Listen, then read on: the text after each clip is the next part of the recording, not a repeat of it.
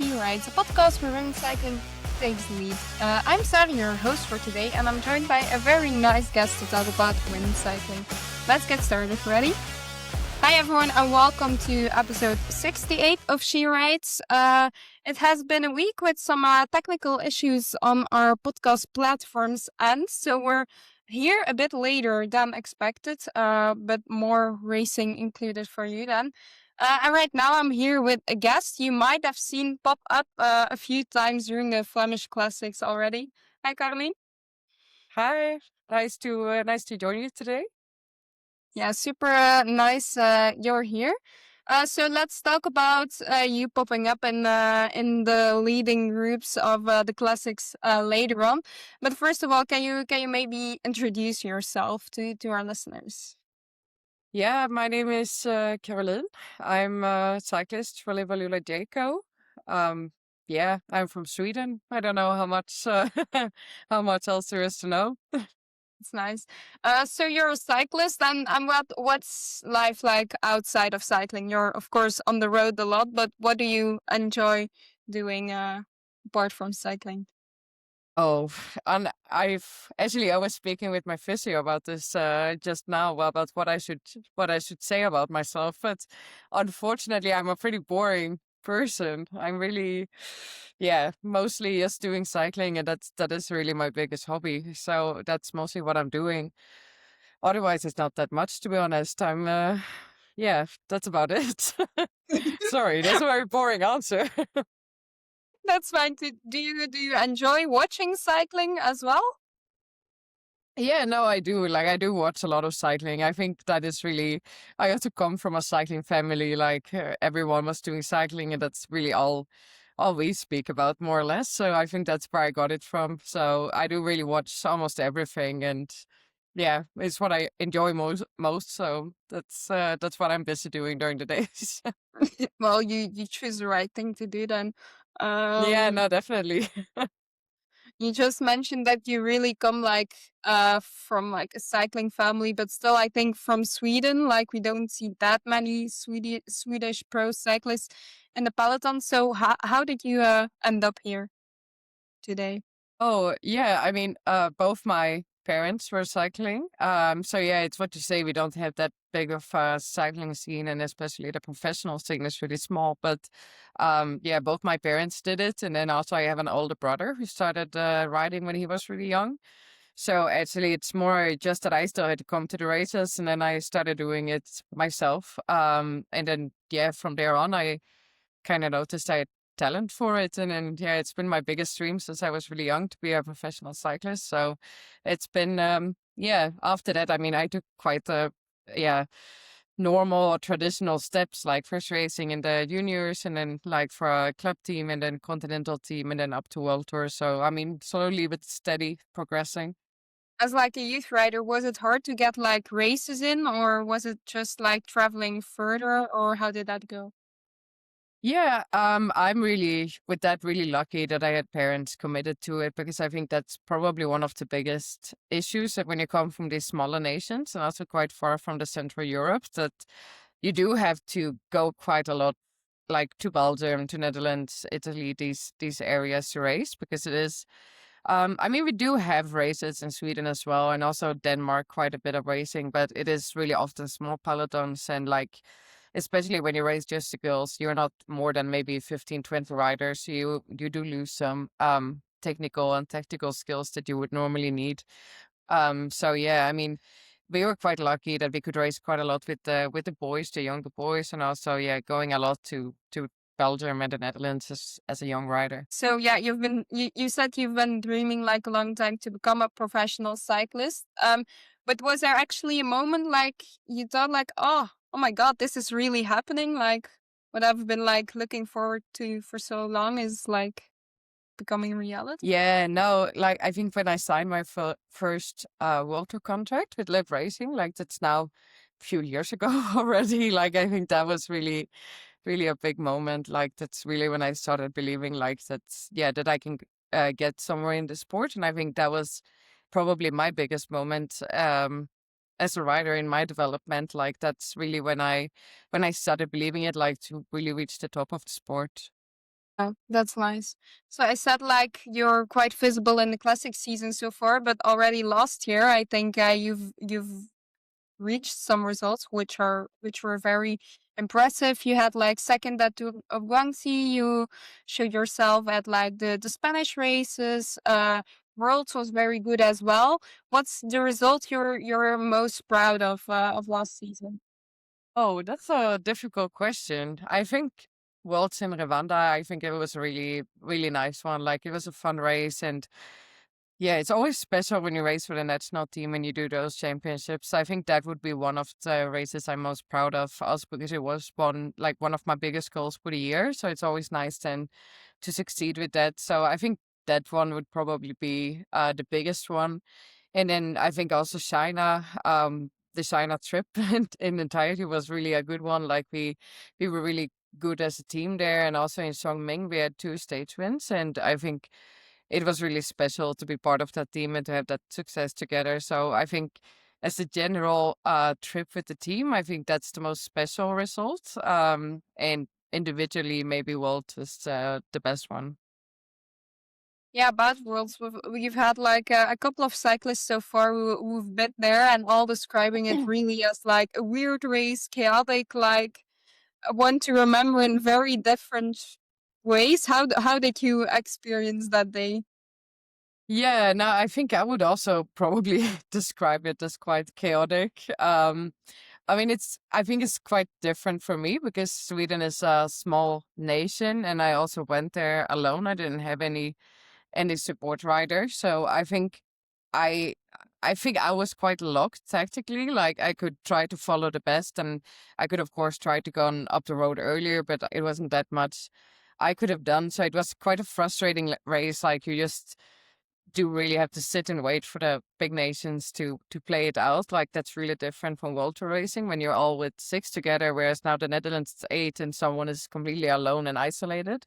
So yeah, it was really chaotic, and I think immediately after, me and a lot of others were really frustrated. But I mean, you can only say hats off to the winners and to the ones who went in the break. They were super strong, and they did the smartest race of everyone. So I mean, now when it's been some weeks, some months, I mean, I think you can only say they were the best of the day. But for the moment when it happened, it was rather frustrating. Yeah.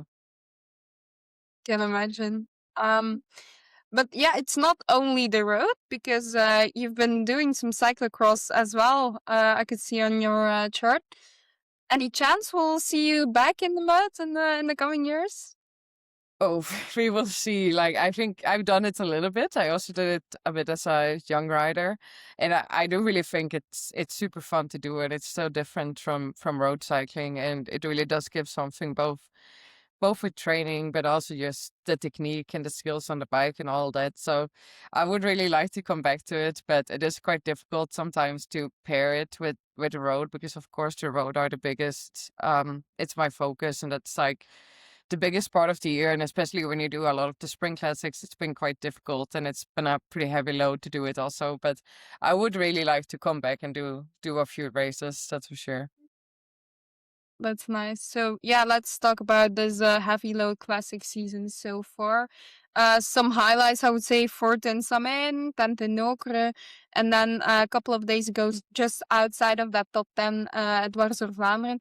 Yeah, how are you feeling about your spring so far?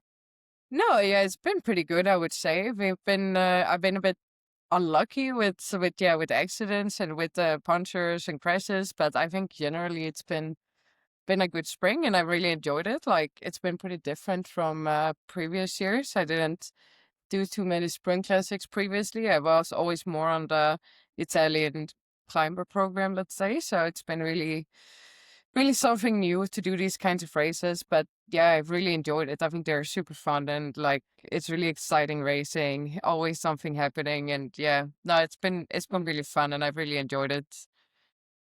Mm-hmm. Yeah, that's nice. Yeah, I read something about your Instagram about Strade, not your luckiest day, right? Yeah, no, actually I used to have really bad legs. So it was not more than that. I think we had some bad luck in the opening weekend, especially like with mechanicals and punchers, especially for omloop. But then yeah, Strade was not necessarily unlucky. It's just you have some off days on the bike. Yeah, and then like post race, you missed your flight or something, or Yeah, no, exactly. Because I was having a doping control post post race, and yeah, it took quite a while. And then after they also blocked the road for the men's race, I couldn't get back down. And yeah, we were quite close with the flight already to start with. Like we had to leave quite quick after the race, and then because of the doping control, I was just stuck in Siena for quite a while, like 3 hours or something like this. So in the end, I missed my flight home. But yeah, I had a good evening in Bologna, and then yeah, traveled the day after. also nice. Um, Yeah. yeah, then maybe back to Dwars Vlaanderen. Like, can you walk us through how the race went for you and for the team as well? Yeah, no, I mean, we went in there with quite big hopes. Like we have a pretty strong classics team, I would say, and I think with Letizia, she's one of the faster finishers after a hard race. So yeah, we really wanted to go, like we said, if it's still together after the hilly part, then we really want to try to get it back to a sprint. So I mean, I think we did a pretty good race. We were quite few in the front group, and then by the time we got over the Eichenberg, they were still with me and Letty in the front group. So yeah, we just wanted to go, yeah, of course, go for a sprint and keep it together. So I think I was following mostly what I can and following all the attacks, and then we got yeah really unlucky with Letty having a puncher. So she was out of the race, and by then yeah we tried in the second group. The girls really tried their best to chase it back, but I mean they were riding really full in the front already. So it was more about just yeah we were a little bit in a bad moment maybe because we didn't really want to push at the front to keep the keep the pace down, but also riding at the back, and we weren't really getting any closer. So I think uh, yeah, physically we have some riders in really good shape, and we were doing a good race. But like we were yeah just really unlucky, and with the tactics and with the punchers, it wasn't our best race. But I mean it's a super fun race, and I think all of us are really excited about these kind of hilly classic races. Yeah, that's super nice. Yeah, let's talk a bit about Dwars Vlaanderen. I went as well. I went to the start, and like there, like the big questions were like, what's gonna happen with like Elisa Lamborghini, Marlon Reusser? How are they gonna return to the peloton? And then I stood on Knokteberg, I think, and then we had like the first like sort of yeah split in the group with like Kim de Koer and Franziska Courtois in the front. We also had a break, of course, with a couple of riders. And then we went into the finale, which was I expected Marlon to be good, and she did one of her signature moves, I think. But like something very surprising was so she had a couple of meters, and then we saw Vollering going, and I think it was Swinkels who was just behind, and UE was like working already like the whole final, and then just like that they like don't react really, and then yeah, two such strong riders are gone up the front, and yeah, then it's already hard to do it just then, and then we saw like Lamborghini at one point pacing, and then some other UE riders, and then after some more kilometers, like Peterson also wanted to help a bit, and then eventually an attack from Bredewold also trying to help a bit, and then it was just like this in between the whole time of working and not really working, and yeah, you just know if it's gonna be Reusser and Vollering away, then it's not gonna work. Yeah, But for sure. I think most teams were still hoping like that they could have someone bridging across. I think that was a little bit in everyone's mind that they rather have someone attacking over and going to that front group. But whereas in the end, like they were riding really strong, and as long as pre-final, like when they went yeah, everyone was really hoping maybe to have someone bridging across more. And like the speed, like they were riding super strong at the front. So I think maybe people waited a little bit too long and hesitated a bit too much to start chasing committed, and rather try to attack across, and they weren't really working because FTG still also had numbers in that group, of course. So I think, yeah, it was a bit of a difficult situation where a lot of teams, like, of course, with the Save Phoenix and UAE, I think it was up to them to chase it back, and they maybe didn't really have the day, didn't have the numbers there anymore, and it was a bit too many people maybe sitting in. Like we were like quite a few of us who had only one rider of one team. Like I was alone, I think Zoe was also alone. Like we were quite a few with just one rider, and it wasn't necessarily our responsibility to chase it back. And then you get a little bit in this, yeah, yes, it's a difficult situation where it's not really cooperation enough to chase it back in. And I mean, Reuser and Bollering are super strong riders, so it's not, you really need full commitment from everyone to chase it back, and it simply wasn't commitment enough. Yeah, that's exactly the case. Like if the riders are a bit less strong than like a world champion in time trial and all of that, then maybe you can try. But did you like? Was it clear what UE's plan was? Because we saw them with like the four of them pacing. I was like from TV. It was like, so what exactly is the plan? You're coming kind of closer, but then again not, and then it's not really clear who you're doing stuff for, or Yeah, I think generally, like with UAE at the moment, they're such a strong team. Like they are really, with always every race they start, they have, like, you don't know who they're gonna ride for. They have 5 or 6 riders, so they are all capable of winning, and you actually don't know. So I think that's also, as a competitor, almost a bit confusing at times because there are so many numbers to play. So I think we were also all a little bit uncertain in that second group. I think their first priority was just to get it back whatsoever, and then like once you're back they can start racing again. But I think, I think their tactic was honestly just, at least after a while, just catch it back to break whatsoever. Like I think that was their tactic, and then once they were back, like then you can start, because they still had so many numbers, like then they can start playing with those numbers. But I think in that race situation it was just all about coming back in the first place. yeah. I think after Royce went and Vollering also bridged it, it was a bit doomed after all. But still, we saw Yeah. like if you keep believing in it, like there's something possible. Like the move of Noi was really very nice to see. Would have been Yeah, even no, she cooler did if it she smart. just took it. Anyway, but that was like nice to see how she got from the back and still got dangerously close. So that was nice.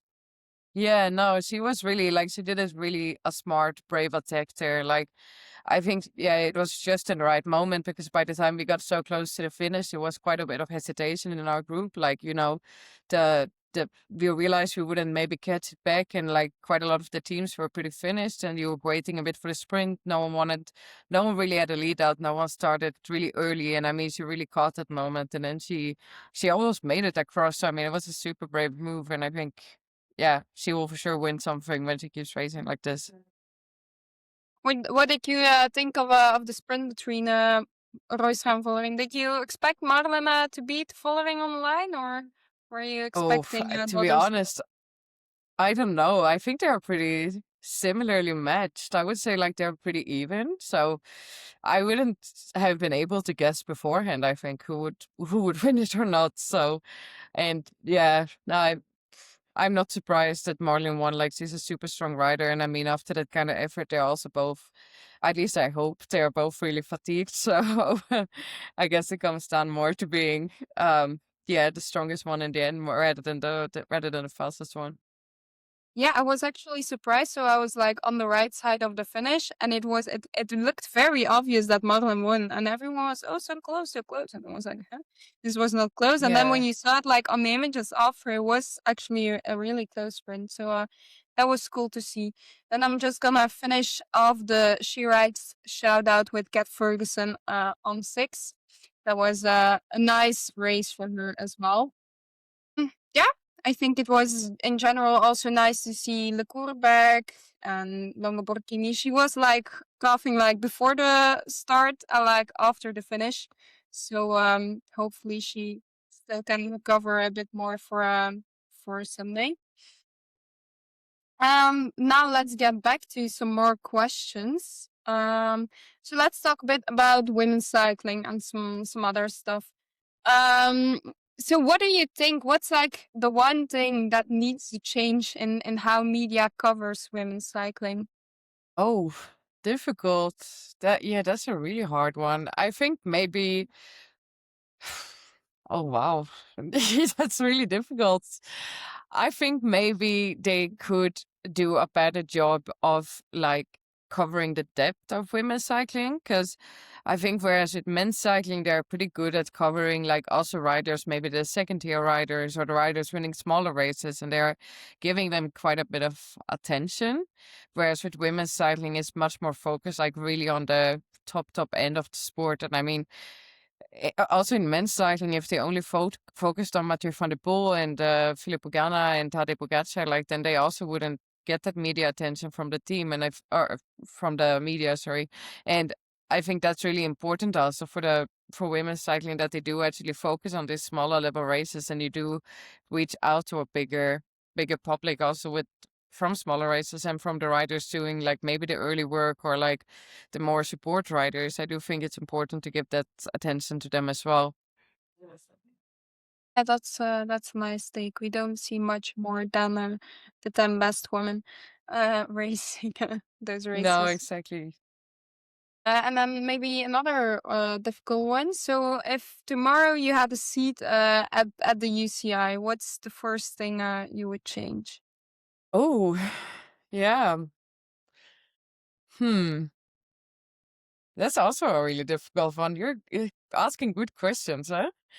I think maybe maybe it would be more regarded to the safety in racing. Like, I think how to make courses safer, like, and maybe make a bit more rules about how they have to mark out, like, road furniture and these kinds of stuff. I think in a lot of races they do it really well. Like, for example, with the Flanders Classics, they're normally really good with marking out, like, road furniture or things on the road, and they are in a really safe way. But we definitely do have races throughout the year where it's not that clear when there are things coming up on the road, or they can be like smaller sidewalks, or they can be things like this that you see it coming when you're the first rider, but you don't see it when you're in the back of the bunch. So I think maybe that would be something that they need to be rules of how to clear mark it out, just to make it safer for everyone.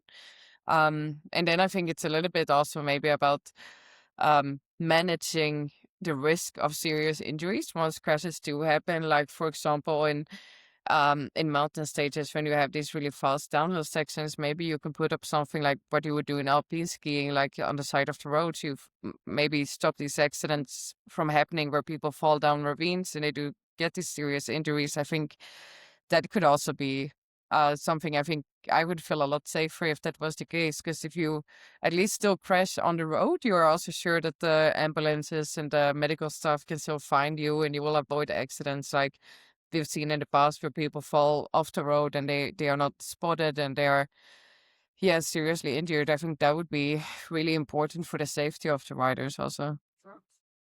Yeah, that's a good one. Yeah, so you're doing right now, you have done quite some plastics, you're doing some more. What's like the biggest goal for you, or do you have like the highest hopes for a good result? I think Sunday is really, really a big one, both for me personally, but also for the team. It is really, probably for every team actually, one of the biggest races of the year. And then I think also the Ardennes Classics are really good. Like, we do have a really strong climbing team, and they've all been preparing really well for it. And like I think we really have a chance to do well there, and that's also some of my biggest focus races. Nice, nice, nice. And then how would you rate your season so far, 1 to 10? Um, well, I don't. Oof, maybe a 7. Like, it hasn't been our 6 or a 7. It hasn't been bad. It really hasn't. Like, I'm quite consistent, within the top range of the peloton. More so that I've had like not really had that full big results yet, like that I'm always there, but I'm never really like on the podium, or I've been close obviously, but not really gotten that top performance. So that's why I would say it hasn't really been a 10 yet, but I would say that's what's maybe missing to give that full top to give it a full score to get that top result also. So what do you mean? So what do you need like for those 3 extra points to get a 10 out of 10, and then everything can still happen in the season, doesn't matter, but like that one result you want for like immediately to be the I think a podium in Flanders or Amstel, then it's a 10 out of 10 already. Can't get better. Yeah, yeah. That's that would be nice. Yeah, would be very cool. And now what's your favorite race you've ridden so far? Yeah, I'm really a fan of the classic races, like both. I think Strade Bianche is always a really, really special one. That's really one of my favorites, and it's so really unpredictable, and you need a lot of skills as a rider, like both bike handling skills, but you also need to be able to climb, you need to be able to position, you need to be able to do quite a bit. So I think that one would probably be my favorite one. That's nice. No, now back to Flanders. So you can just like complete the sentence. This Sunday I'll finish in place. Oh, 10, I will say. I hope Oh, better, but yeah, but everything from 10 on would be great. then I'm happy. Now let's talk a bit more about Flanders. So it's coming up. Last year we had Lotte Kopecky win it. There was a group away with Nina Doma, Ferran Prevot, and Lippert, I think it was. They are not all of them are starting. Nina Doma is still not completely recovered of her crash, of course, which is very sad to see. Marianne Vos is Was also not racing. yeah, due to the passing of her father last week. So yeah, again, we've said it a lot before, but lots of strength and love to Marianne. So that's a contender less. But apart from all of that, I think we again have like a very, very strong field with like almost all of the top riders there. Let's just start with like the biggest names. We have, of course, Lotte Kopecky. We have Lorena Wiebes. Ferran Prevot is there. Lippertz, Reusser, Lecour. Dijkert is also back racing. We have Ruek, Pieterse, Vollering. Just to start with the favorites, maybe we have. Let me see. We have Pfeiffer Georgie, we have Longo Borghini, we have Gasparini, who's also one of the big riders of the moment. And those are just like a few of like the biggest riders. Do you think like before the race you're quite sure one of them will win the race, or you're like, you never No, know, an outsider takes it? Yeah, I do think I'm pretty sure one of them would win actually. Like, I think it is an unpredictable race, and by being smart, you can definitely get a lot of positions for free. But I do think it's such a hard race that I think one of these like top favorites, like they're super consistent and they've shown time and time again they are the strongest. So I think it would take a lot for an outsider to win, but I mean anything can happen. But I do think the podium is probably pretty set between those riders. So yeah, let's maybe go use a bit. So for As He Works Pro Time, we have I think we have with Kopecky, Bredel, Cecchini, Gerritsen, Vos, and Wiebes. How many of those do you see being a part of like the very deep final? Actually, almost all of them. I think they have a super strong team, and I think as a team they are probably the strongest. I think for sure Lorena and Kopecky, they are gonna be there in a really deep final. I think also Gerrit has shown that he's really strong with these races. So I think for sure these three will be there. Mm-hmm. Yeah, nice. How far do you see Lorena coming in Flanders? Oh, you never know with her. That's the issue. Like, I think she's climbing so well this year and she's riding really well. And like every year she's developing with her climbing. I mean, the Flanders is a very punchy course, so I wouldn't be surprised if she makes it all the way to the final, to be honest. I think with Aziburs, they're not the strongest team, but they do have this one thing. They have Weebus, who will probably still like be behind, but still quite in front. And yeah, if you have Lotte Kopecky, who is one of the favorites, I would say for her competitors, it's drop or lose. Yeah,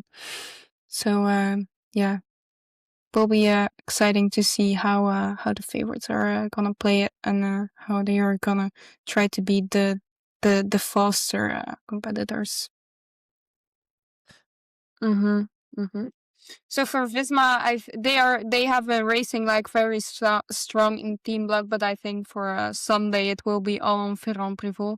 At the moment, they just have 5 riders on the start list. We still need to see if they add a replacement for Vos or not. But also, she rides guest Imogen Wolf is starting, so that's also good to see. I think she again just missed like the group. Or battling it out for victory. But that has been the story for classics so far. But with that little bit extra, like maybe in the funway races. And Movistar as well has a very strong team with like Lippert, Reusser, and Ferguson. I think those are the 3 biggest contenders of them. Who do you see coming the most far in the race?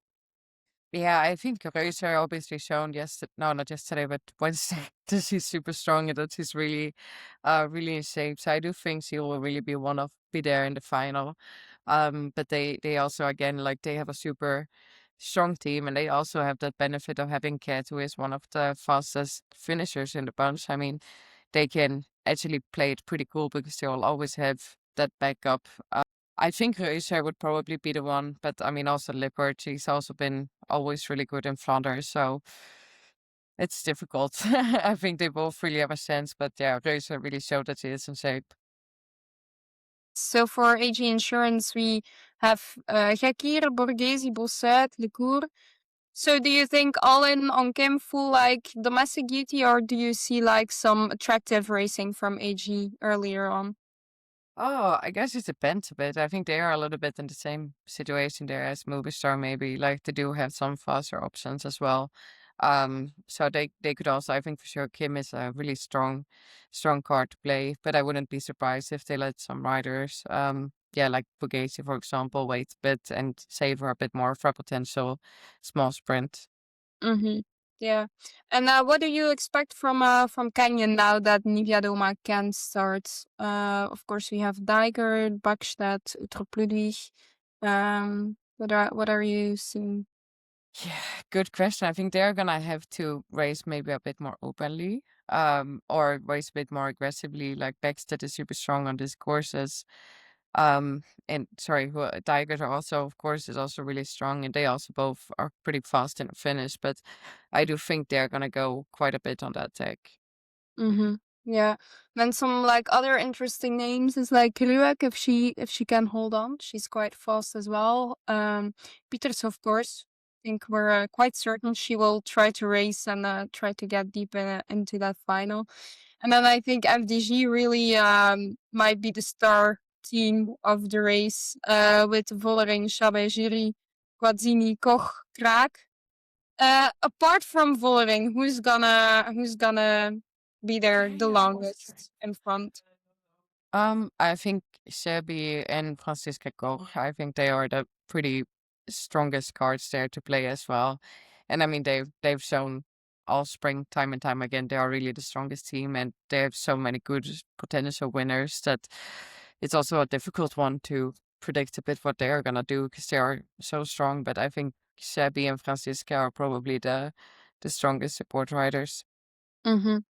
And we've seen so far also that there are like some stronger support riders or like some more like dark horses. Do you see like a scenario happening where like one of the FDGs gets in front with a couple of other riders and we don't see the top favorites battling it out on Sunday? Yeah, I mean, I do think that could happen, but I think with with FTG especially, the case is that they're all really good level and they're all really strong. So for sure it's possible that they will be like they're going in a group ahead and they're gonna be the ones fighting it for the win, but then it's still gonna be a very elite group with them, I would say. So yeah, for sure it's possible, but still it's a really hard race, and I think it is really gonna come down to who is the strongest of today. Yeah. We have Talita de Jong and Human Powered Health, which is exciting to see what she can do. No Margot van Pachterbeek at Little Track. She has been gotten off the start list. We do have Flanders, which could be exciting. We have Van Landerboy as well. She's also doing well. And then Liv Alula Jayco. What to expect apart from that 10th place of or higher of you this weekend? Yeah, no, yeah, it's without saying too much. I think we do have a really strong team, and yeah, I think people can expect to be able to race really well, but I don't think more than that. I don't want to say, to be honest, to keep the Nice. secrets. Okay, we have a good team tactic then. That's important. Yeah. So fight for Georgie, also maybe a nice name, and then UE. As you've said, basically they have a squad of about 20 riders, and all those 20 riders are like incredibly strong. So it would be almost hard for them to not turn up with a very impressive squad for Flanders, I would say. Yeah. Yeah, instead of asking who's gonna get into the final, we have Longoborghini, Chapman, Gasparini, Jesra, Persico, Swinkels. Is there anyone you don't see getting into that final? No. Actually not. I think they're probably all gonna be there, or at least 5 or 4 of them, the majority. So it's impossible to say who isn't gonna be there or who's gonna be there because they all definitely have the level for it. Yeah, is it like at the start of the season or like before a race and you see like a lineup of like UE, FDG, do you sometimes think like, oh my god, life isn't fair sometimes. How do we need to start here? Yeah, no, definitely. I mean, I think sometimes when you have these like super strong teams showing up, you have to risk it a bit more and you have to maybe play it a bit smarter and play it really cool. But yeah, no, definitely sometimes you really are thinking like it's not fair racing this way. Yeah. Then for the other teams, let me see. Yeah, Longoborghini is she rides Chalet, of course. I'm gonna miss some people, I'm already sure. Then we have some other teams. Excited to see Eline Janssen was a very good result again, also at Dwars. So good to see what she can do here.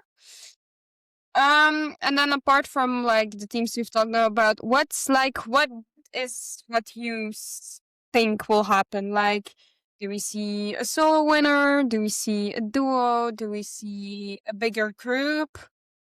I think a bigger group is probably not really likely to happen. I think it will be.